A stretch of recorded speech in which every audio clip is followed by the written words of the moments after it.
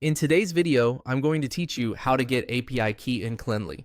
If you're connecting Calendly to another tool or building a custom integration, you'll need an API key, sometimes called a personal access token. I'll walk you through the exact clicks inside Calendly and share a few tips so you do this securely and smoothly. Make sure you're signed into your Calendly account and that you can access the email inbox associated with it, since a quick verification is required. Start on your Calendly dashboard and look for integrations and apps. This is the hub where Calendly lists official integrations, partner apps, and developer tools. Once you're there, use the search bar and type API. That will filter the list so you can quickly find the developer options you need. When you see the tile labeled API and webhooks, go ahead and open it. This is where Calendly centralizes access to tokens and webhook settings.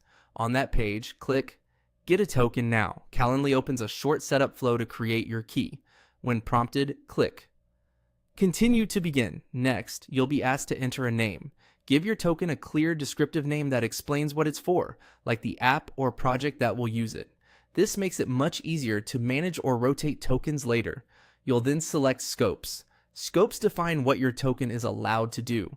Choose only the permissions you truly need for your integration, following the principle of least privilege. Limiting scopes reduces risk if a token is ever exposed. After you've made your selections, click Next to proceed. Calendly will now ask you to enter a code to verify your identity. Open your email inbox linked to Calendly and find the new message with the verification code.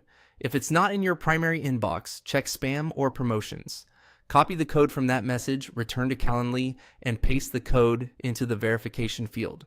Once the code is accepted, Calendly will generate your API key. You'll now see your new token on screen. Copy your API key immediately and store it somewhere secure, such as a trusted password manager or an encrypted environment variable in your application. Treat this key like a password. Don't share it publicly, don't paste it into screenshots, and avoid committing it to source control. Many platforms only show the full token once, so saving it now prevents headaches later. If you ever suspect it's been exposed, revoke it in Calendly and create a new one. That's it. You've successfully created and copied your Calendly API key, ready to use in your integration.